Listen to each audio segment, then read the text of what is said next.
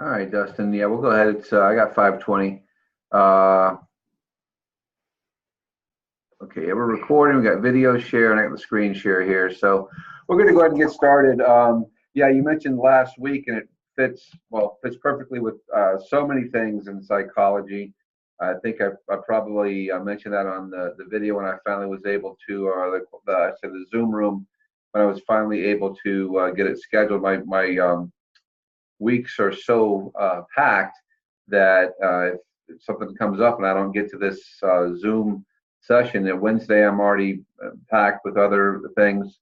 Thursday I'm typically working in the course room and grading papers, just other things I do, and of course then Friday's kind of family night. We have a worship with family and friends right across the street. There's a church that we quasi rent. They quasi use us for our musical talent. Not my musical talent. My wife and my kids. I don't have any musical talent, so you really can't uh, complain about it or criticize it because it's not there. But I'll just briefly touch because it does kind of lead into one of the things that I wanted to get to tonight was parenting. What makes good parents? I shared on the last week's Zoom room. And I'm sorry, several people mentioned that there was a lot of background noise. I didn't realize it was going to come through like that. but um, and I see this a lot. And I think it was you that mentioned also that you're in law enforcement, so this is this is something that is not uncommon to you.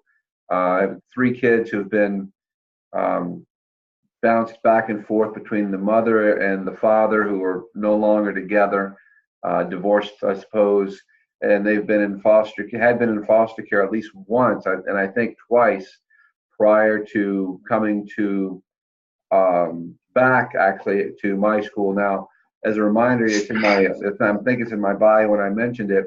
I'm, what we call an adjunct professor at Central Christian College. Means I'm not a full-time professor there.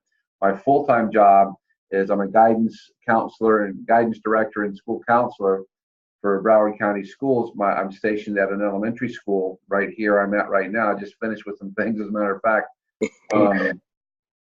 So um, I see a lot that goes on here. I have kids here as young as 3, and oftentimes I kid around. My students have ranged in age from 3 to 73, because a lot of the college I teach is adults who've returned to college, or later in their life and career decided to come to college. So these 3 kids who are really pretty good kids. I mean, and certainly any kid that had been through what they have been through and acted out, it'd be really hard to sort of blame them or blame any kid for that matter. But frankly, given what they have been exposed to and been through, they're actually very well behaved, um, well mannered, even in everything. I mean, I won't get into the details. Some of them are rather graphic and horrific. Um, but I'll get into some of the, because there's been not only physical abuse and neglect, there's been some sexual abuse as well. Um, it's heartbreaking anyway. Yeah. So yeah, they came back to now they had been to my school previously. They've been in about 6 or maybe 7 different schools. The oldest one, has been in more because obviously she's had more time. The youngest one is just now in first grade, so she's maybe been in 3 schools. So they came to us back in November. Recognized the name right away. We got about 820 kids here, but so obviously I don't know them all greatly, but some pretty well, and I recognized the name right away. They hadn't been here in about 4 years. The youngest one I'd never seen. The middle one and the older one I had, and I actually started a file on them. And what happened was their mother, because of not watching them, they gotten put in harm's way with somebody else.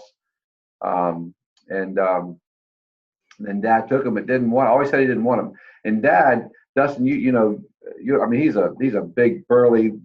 Looks like he may have done some time in jail from time to time. I mean, tattoos and the eyes and the looks and what have you.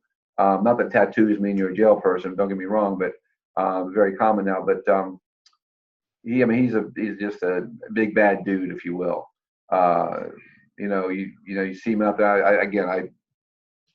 haven't had many conversations with him, but he strikes me as the kind of guy that, you know, had a couple of street battles along the way.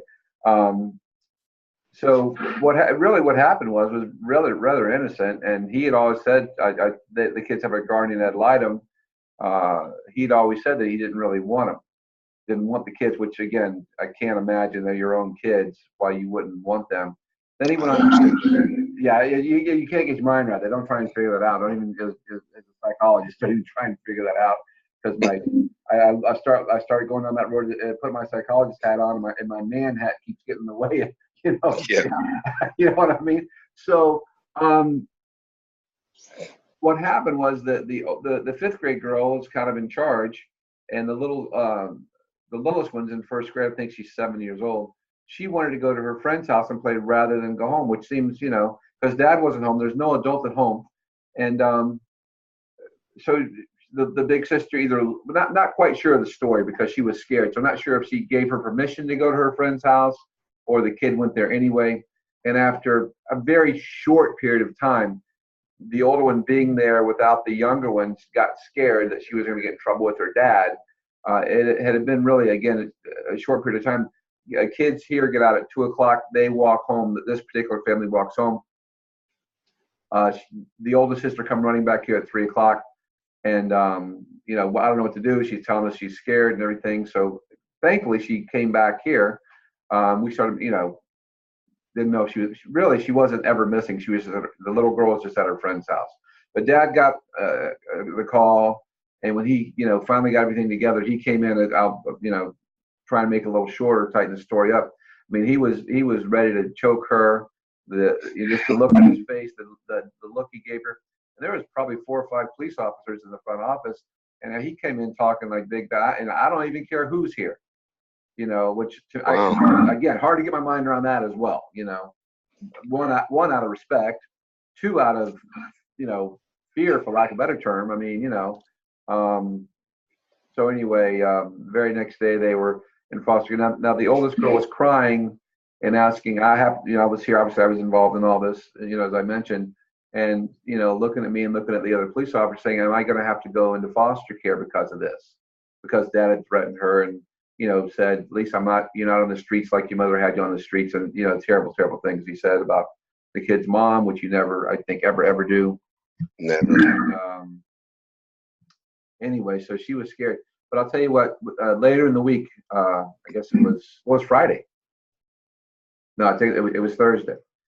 I interviewed the oldest one because they had been put in foster care. I'll tell you what, the look on her face, I would describe it as a look of relief, because she had spent a night in foster care with a lady who I met the lady too. And speaking of parenting styles and good parenting, the impression I got, Dustin, that's what leads us into this conversation, from the foster care mother, if you will, in Florida, you know, it's kind of what we have in the group home. You know, I didn't get the impression that she could talk to me in an academic way about the parenting styles that we're about to go into in a little while. I don't get the impression that she could, you know, discuss that, you know, what she does and how she gets kids to mind and how she gets them to comply. You know, she works or owns a home that it's one of the few sibling homes that we have here in the county. So they were both brothers and sisters. Those are rare. Yeah, right, exactly. So, and there was 1 boy and 2 girls, which makes it so they have one side for boys and one side for girls. So that's why the kids aren't even at the school anymore, because it's kind of far away. But at least they're together. They've made their little family. So this woman, foster care mother, again, I don't think she could put on a parenting workshop. You know, if we asked her to put something together and even gave her time to pull it together. So, you know, but here's what I did get from her. This is it. This is the bottom line. I'm going to give you the end before the rest of the story here. She loves the kids. Plain and simple. It was genuine. I talked to her a little bit because the girls really gave us no trouble. The boy gave us a little bit of trouble. He's angry. The girls who actually have kind of suffered worse abuse, the boys is probably kind of taking that and being the one to feel that more. We'll get into the whole big, deep psychological things there. But, she said, once he knows he's loved and that love is consistent, he'll be like the rest of them and he'll fall into place. Yeah. So, You know, go ahead. that reminds me of, kind of how Jesus works, before you, uh, as an adult, when you become a Christian, you don't understand the Bible or the things or the teachings. But the one thing that reaches out to you the most and the first is Jesus's love. And that is what gives you the ability to learn the rest. And, there's nothing that can be said about the level of love and what it can do in your life. So well said, Dustin. I think really that is at the crux, at the foundation of it. There's the verse in the Bible, and I'm not sure exactly where it is, but if you love me, you will keep my commandments. And for many, many years, a good part of my life, I read that, not paying a lot of attention to it, but if I had been asked about it, it would have seemed, it kind of reminded me of, like, for instance, kids on a playground. If you want to be my best friend, you'll give me your candy. Right? But that's not what that's saying. It's Right. saying what you just said, which is, if you love me and you understand that the love, then naturally you'll follow my commandments, you'll follow my law. And the great thing about it is the commandments are not restrictive, they're liberating.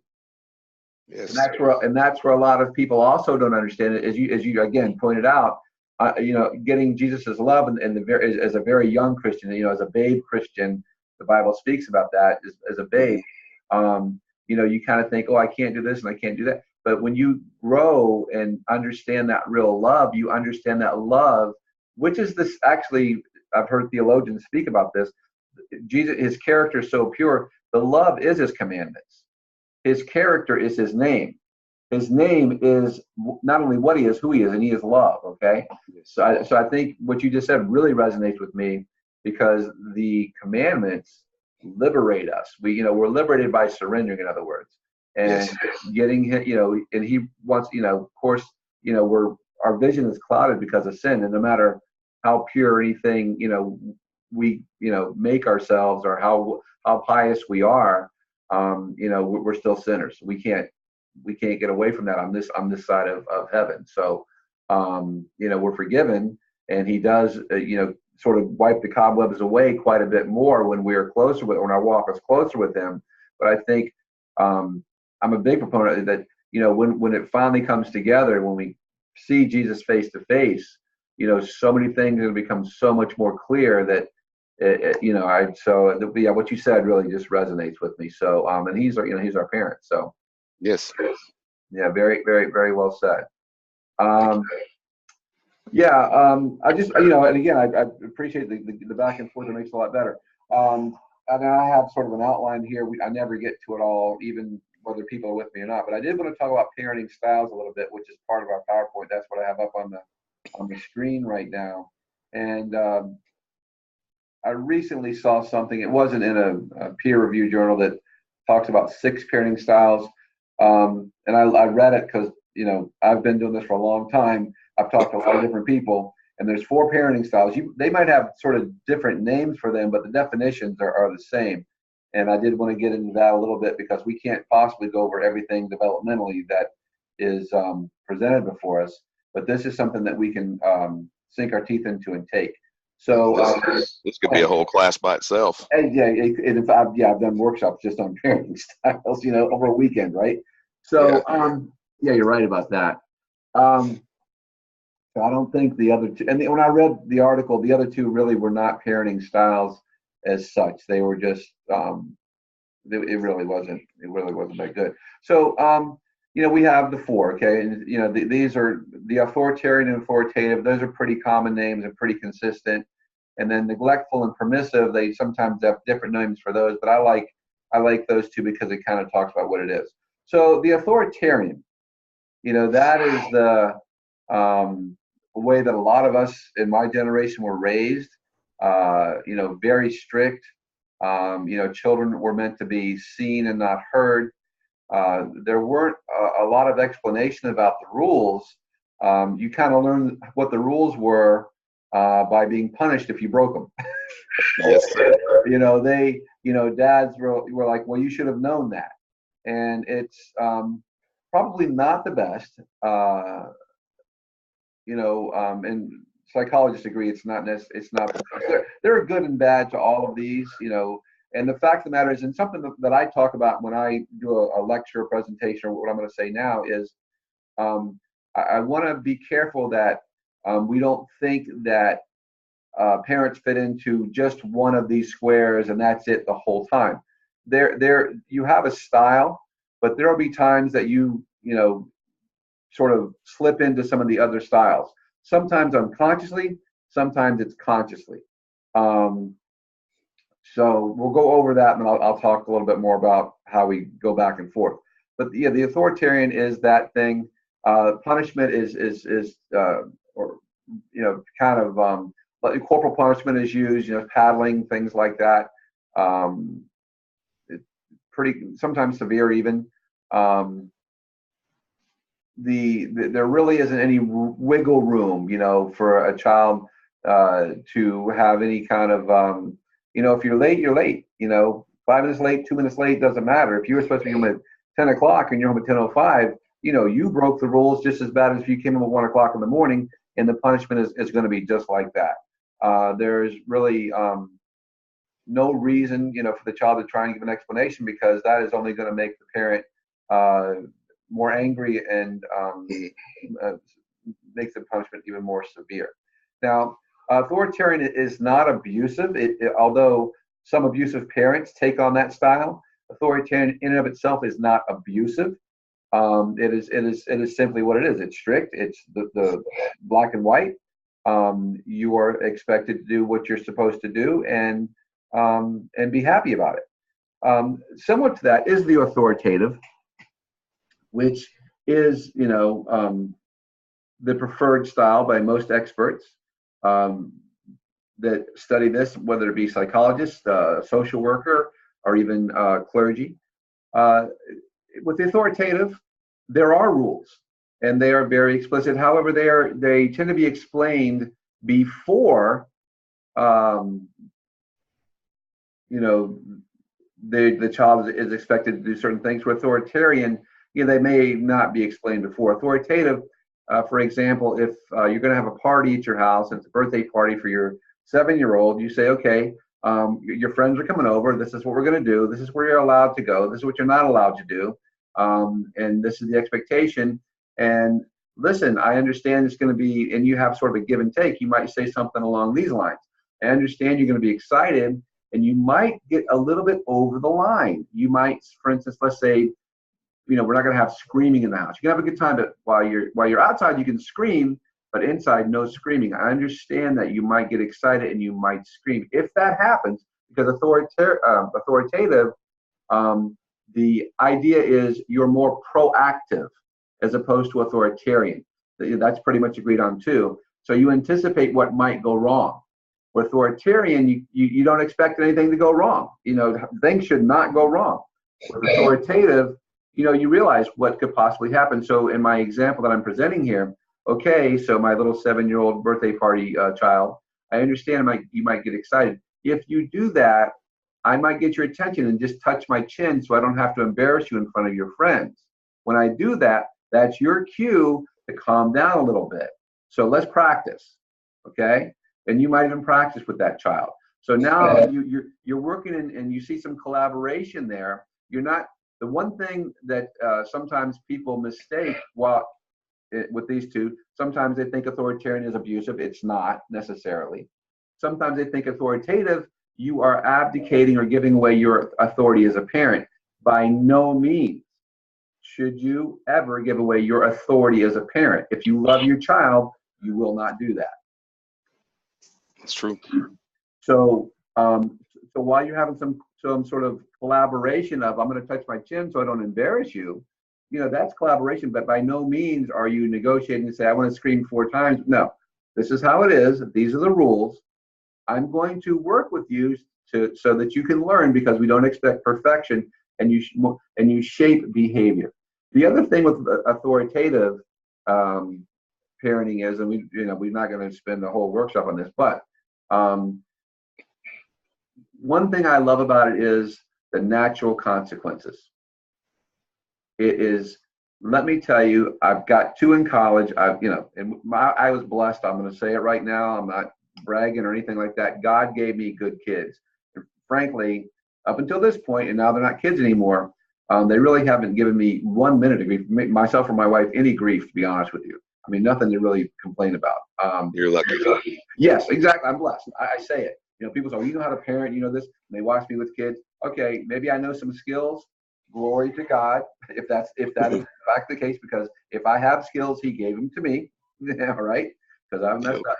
And I'll be honest with you, He gave me good kids. Did I teach them how to mind? Glory to God, yeah, of course. But I still say that because of what I had. So now I got my train of thought. Oh, goodness gracious. I said that for a reason, Dustin. With authoritative, shaping behavior.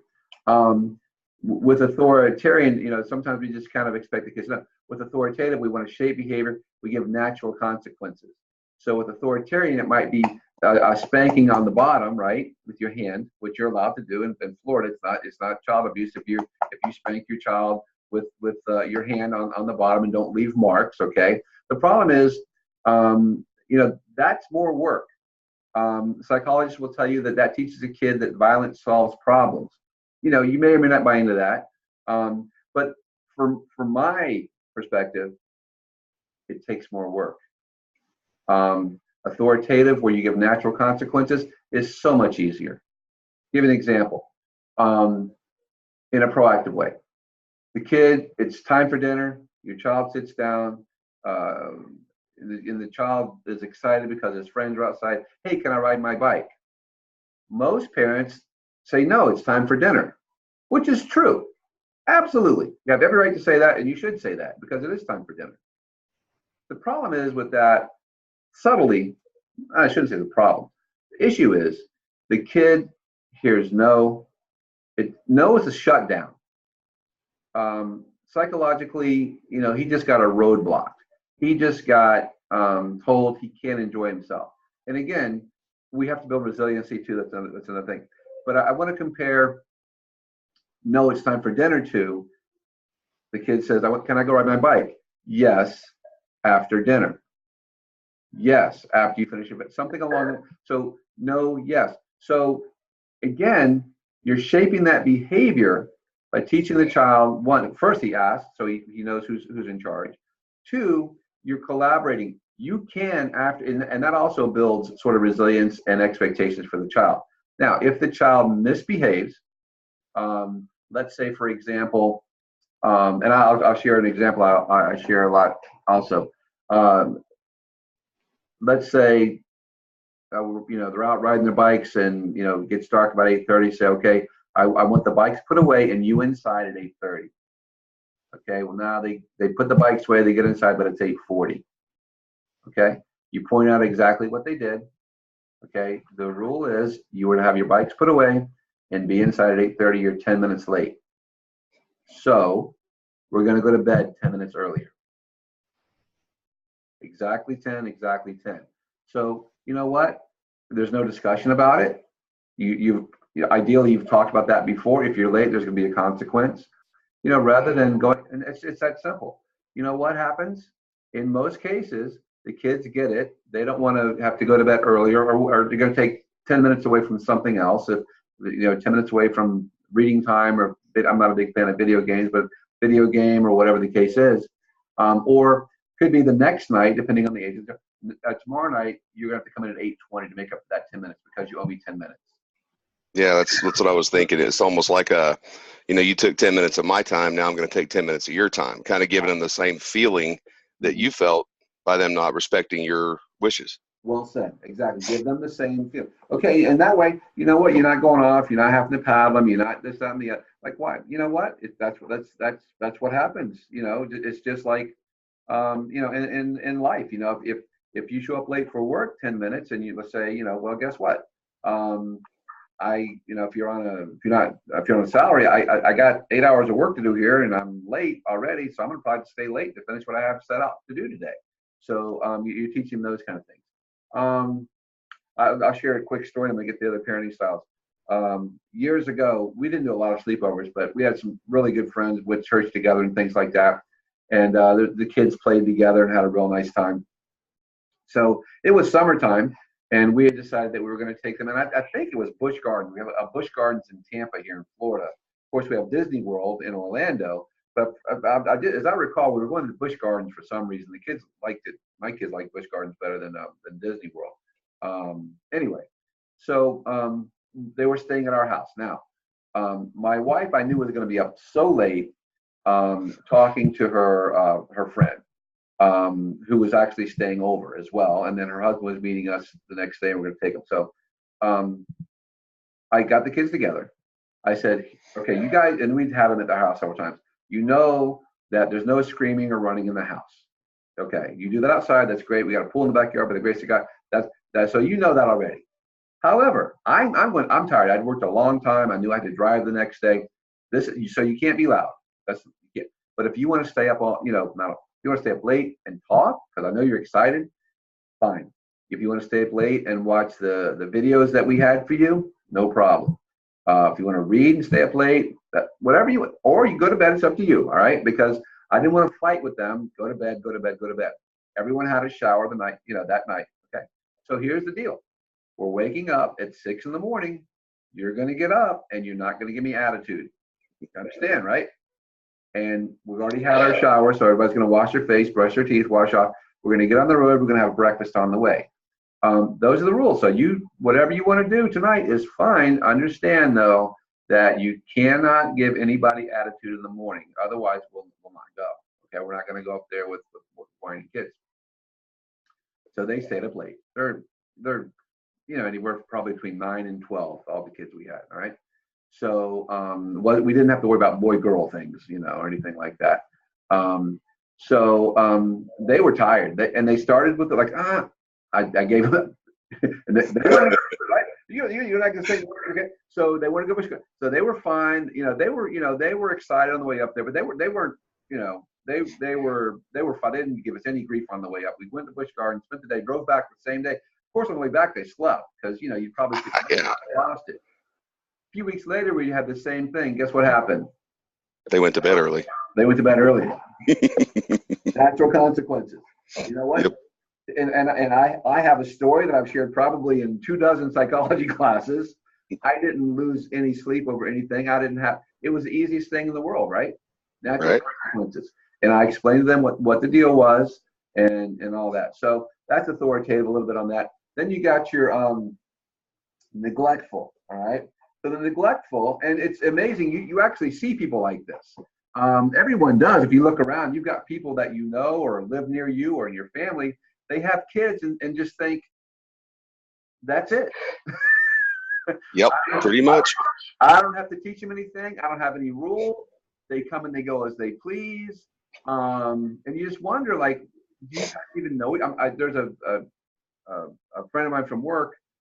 She's her daughter dated this guy who was in a family like that.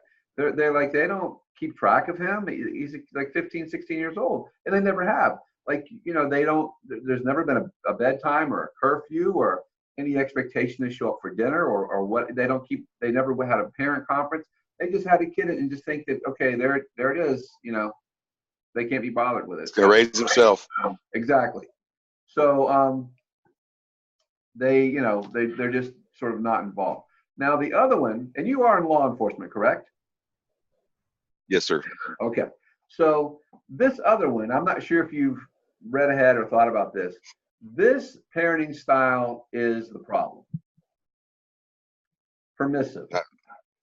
And I've seen two different outcomes with this permissive thing. Here's the problem with it, and here's why it's so problematic for kids and then as adults. For me as a counselor and a psychologist and a teacher, and you as a law enforcement officer. Okay. So we have the permissive. They'll make rules. They'll tell you bedtime is 8:30. They'll tell you that this is the kind of food you should eat. They'll tell you that you should do your homework. And they'll sort of have these things. But when the child breaks the rule, nothing happens. So this gets the kid thinking, that rules don't mean anything. So this is the kid who grows up and breaks the law. Oftentimes, I'm using extreme Right. examples, of course, because naturally they don't realize that the law actually means anything. And then when they get caught, they are mean and nasty and just feel like they are being so mistreated, right? Yeah. Utterly devastated. Yeah, they are. They're devastated, right? Because that's not fair. I broke the law. Yeah, but so what? I broke the law. I've always broken the law. No one's done anything to me. So now now is bad enough that they've done something wrong. They can't understand that why it's a problem, and then they are just the meanest and nastiest people because they feel like the officer is picking on them. Right. Society's picking on them. I use the example a lot of times. Um, I like if I'm in a room or in a class, and let's say there's 30 adults there, and you ask them, okay, how many people ever got a speeding ticket? And you'll probably get half or so, maybe a little less than half people have got a speeding ticket, not a different kind of ticket, but a speeding ticket. And then you say, how many people just were so mad about that? Almost every hand, not every, but almost every hand still goes up. Why are you so mad when you get a speeding ticket? Think about that for a second. Think about why people get so. Why do you think it is, Dustin? I think it's because number one, they feel like they weren't breaking a big law. So what's the difference? Everybody does it. And the Right. other hand is the old adage: if you want to really hurt a guy, don't hit him in the face, hit him in the wallet. Yeah, true. Okay, that's true. And I'm not dismissing that. I do agree with that. But I also think part of it is this: no matter what kind of parenting style you're raised with, think about. Well, okay, I'm not sure about other parts of the country. I live in South Florida. I drive on Interstate 95, and if you don't do 85, they'll run you over. So when I drive into work and I come into work, I'm on the road by like 5:30 or so. Oftentimes, maybe 6 at the latest. There's a good amount of traffic where I'm at, and nobody's doing the speed limit except me, of course. Right. So the point I'm making is this. So when you do get a when someone does get a speeding ticket, that's why they feel so violated, because there's people who speed all the time. I speed all the time and no one says it. So why now am I getting a speeding ticket? It's kind of, you see the connection? Yeah. Because I've not gotten in trouble for the last, 10 years, and now you're picking on me because you gave me a ticket. I've never got a ticket before. Yep. Right. So and typically I obviously I know a lot of police officers, as friends, as well as they're connected with the school here. They come and do different things, so I get to know quite a lot of guys. And I talk to them. They try not to give speeding tickets. I don't know if that's good or bad. In a way, I think it's bad, because I think it's like one of those little, it's like the broken window syndrome, which I'll tell you a little about that in a second. Where people, again, think it's not a big law, so why are we doing it? But yeah, so they, because they're busy doing other things. Some of the state troopers, they get out there and they try, and it's a little different for them. That's one of their, sort of, priorities and main goals, I guess. But the Broward Sheriff's Office and local, police officers, we have a school resource deputy. One I got to know real well. We worked together for a long time, and he says, yeah. And then we went to a partnership thing, myself and 2 other colleagues, and he drove his police car, and people were passing him doing 85. And I said, in a sense, it's very disrespectful, And he goes, no one ever slows down. And he said, I don't want to give anybody a speeding ticket. I don't really have time, and there's more important things. Anyway, so at the weaving in and out, and the people, when they do get a speeding ticket, they're probably doing something else wrong too, and the guy gave them a break by not giving them, careless driving or something. I've done that. Rather than, I'll give you a speeding ticket so it's a little easier for you. But there's a social psychology, social psychological term called the broken window. Have you ever heard of it, broken window? No, I haven't. Okay, so it applies also with like a lot of these things due to law enforcement. It's the analogy is this: okay, you got a neighborhood and you got a house that somebody moved out of and no one has moved into yet. That it's up for sale or the people are just holding on to it, and it gets a broken window. Somebody throws up a rock or whatever. Kids playing ball, they break the window, and if that window doesn't get fixed, pretty soon another one gets broken, and then there's something happens to the house, and little by little, it's a very small thing, but little by little by little, the neighborhood goes to pot. Yep. Everything compounds. Exactly. So, and this is kind of what they did in New York, what Rudy Giuliani did in New York, 30 years ago, whatever it was. The subway trains had graffiti all over them. So it kind of gave what the culture was of that city. So one of the things he did under his leadership was, we are going to get all the graffiti off the subway trains and out of the subway. And so it lent itself to this as it gives people an idea of how they're supposed to behave in that area. Then he went, of course, and cleaned up Times Square and whatnot. Now, they still wrote graffiti on the subway cars, but they would take that car off, put another one on, and then clean that car up and swap them out. So eventually, New York City, Times Square was like almost like a cesspool, probably, I guess, in the 60s and 70s. And then Giuliani, and you may or may not like him. Some things I like about him, some things I don't. But he did definitely clean up Times Square, and that's that was it's documented. I've read it in journal articles. That was part of the philosophy that he used. Like, we're not going to let anything slide. We're going to sweat the small stuff, and then the other. It's almost kind of like the what they call the ripple. Yeah. Effect, where you drop the pebble in the pond, the ripples go out until they. Absolutely, it really, absolutely. So anyway, so the permissive parenting, that is the one. I got a kid here now. Clearly, I've never been in the home, but I can tell by the way he responds to redirection and correction that that's the kind of home he's being raised in. Because I bet you deal with that a lot, with the different kids. You probably sit there and go, I'm pretty sure this is the kind of parenting they're getting at home. You probably have like it all marked out for them, don't you? I do. And not to sound like arrogant or whatever, but it's kind of like, I make sometimes I sit with parents and, you have to have certain trust and look, I'm here to help. And I'm, this is what I see. I'm not in your home, but understand what I'm saying to you. I'm saying it because I want you to learn and get better. And I want to help you. Like, if I have a piece of chocolate cake, I didn't bake the cake, but I know what's in it. Right. Right. When I know there's eggs, and when I see behavior, I know how it got there. All right. Yep. You just look in the basket. You can see what's in there. Exactly.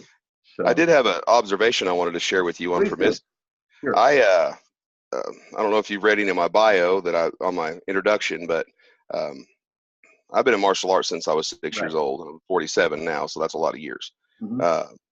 And then back in the early 90s or late 90s, I went to work for Chuck Norris in Texas. And he had a program called Kick Drugs Out of America that went into inner city schools and gave children an opportunity to take karate instead of like art or gym as an elective. And it was reached at teaching them self-confidence and giving them a better structure. Mm-hmm. So when I came back to Enid, Oklahoma, when my dad became ill, I started a program after school like that here.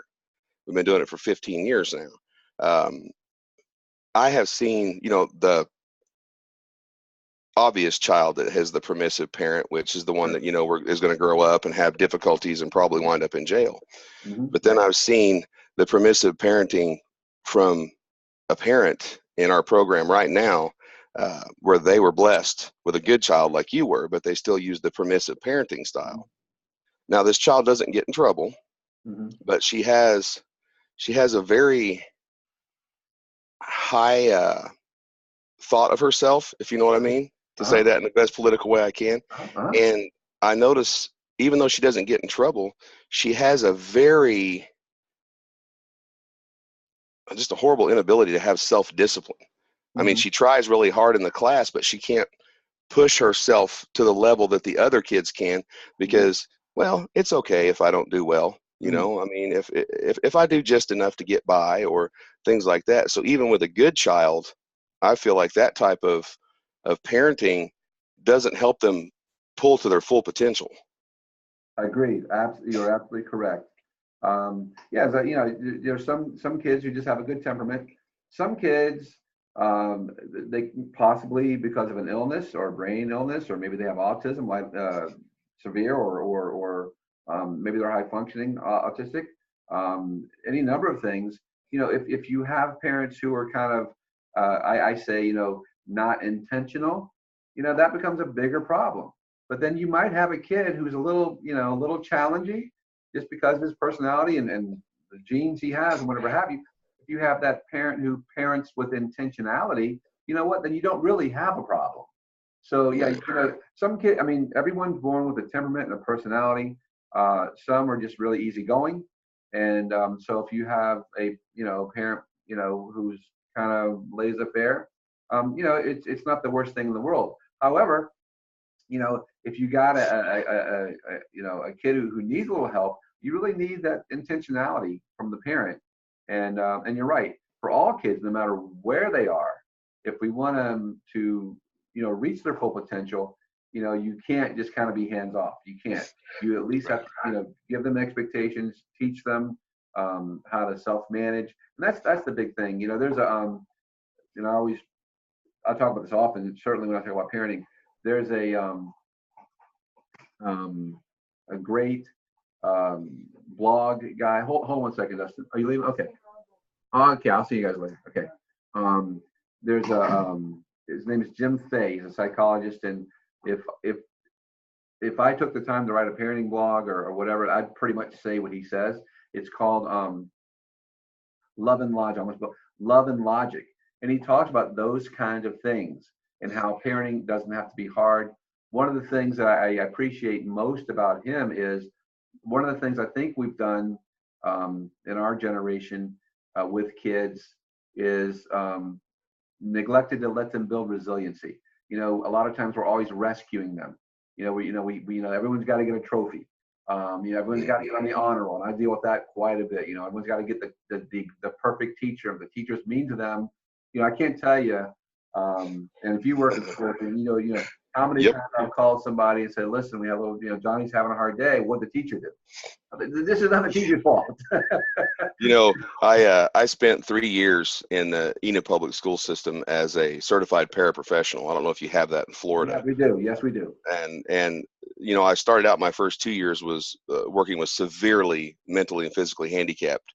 Mm-hmm. And then my last year of it was working in what they call a mainstream school or normal school back in the early 90s.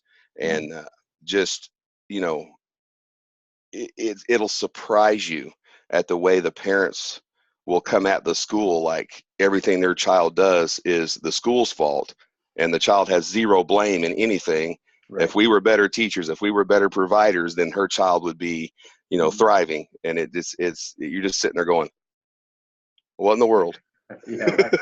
Right, exactly. Yeah, you get it. That's very. And listen, I'm all. Listen, we always want to get better at what we do. And I'm in a pretty good school, and for a long time I didn't realize there are some teachers who need probably to sort of get a different job or really get trained.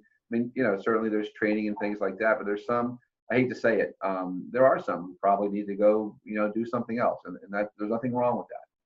But that's the exception. That's not the rule. And it's funny. Another story comes to mind. Then we're getting off here. Years ago, I was my kids were still small, and one of the elders at the church I was at kind of got in trouble because he was, as a kid, he's probably 15 or 16 years old, and he was not where he was supposed to be. And the elder went back to kind of do a sweep of the building, and the kid should have been in the sanctuary, and he directed him to the sanctuary. And I don't think he was overly harsh. He may have been very direct because the kid already knew he shouldn't have been there. But this man's an elder in the church. Again, he may have been direct. He wasn't harsh, or I'm sure he didn't cuss at the kid. And I think the kid kind of rared at him or something with his fist and was, that level. And they're asking about, well, what did the elder do with you?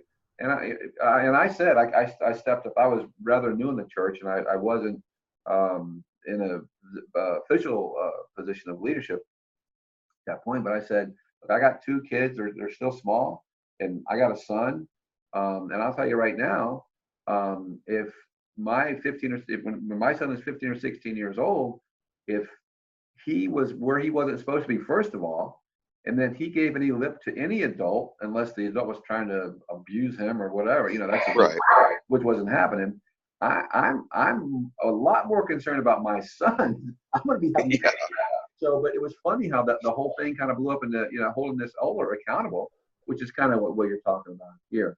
Um, and so anyway, so this Love and Logic, and I get their little blogs on my email, and then what also I like, because it's 2 or 3 paragraphs, you can read it in like 2 minutes. Some people write a blog that's 2 or 3 pages. I don't have time for that. But Jim Fay does Love and Logic, and his son followed in his footsteps as well.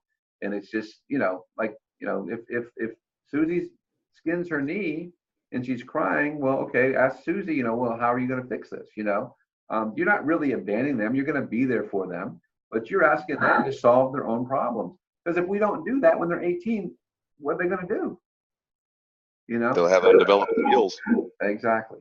So I appreciate your input, Dustin. I'm going to go ahead and let you go here. We've been in here well over up on an hour almost.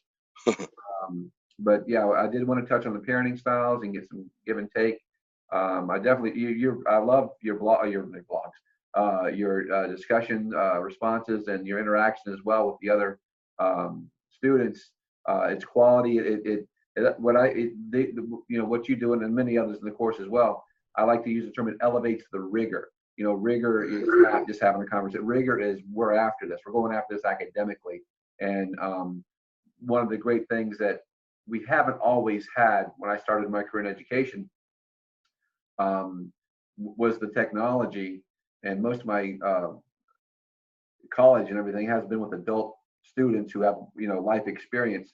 So what we actually have here, we're able to take the theory of, say, these parenting styles and integrate it to application. Oh, this is how my parents raised me, or this is the kind of parent I am. And I did want to just finally here, we have an idea of how we parent. It's good to be cognizant of these parenting styles. We slip sometimes. You know what? Sometimes I'm exhausted, whatever. A parent may say, and I'm not going to maybe dole out the punishment or the consequence that I do 99% of the time. So he kind of got away with, what, that's okay. You're not going to be perfect. You're not going to be the perfect authoritative parent. Sometimes you are going to be a little bit more strict and a little bit more authoritarian rather than authoritative. Sometimes, hopefully not permissive, but you might, oh gosh, let's just go for it, guys. But again, that's a small percentage of the time. So with that, we're going to go ahead and finish up. What you got? Anything else you want to add, Dustin? I'm good. This is a great session. Yeah, I appreciate it. I really do. So keep up the great work, and I will see you in the course room, sir. Sounds good. Oh, one more thing. You're going to get, obviously, your points, and you got your points for last week as well. Yes. Let me think here. We're going to go with the Gospel of John for our extra credit. There we go. John 1. The Gospel of John 1:1. It is, there are 2 books in the Bible that start exactly the same way in the beginning, and that is John 1 and Genesis 1. Anyway, with that, we'll go ahead and get out of here. Thanks a lot, Dustin. Thank you. All the best.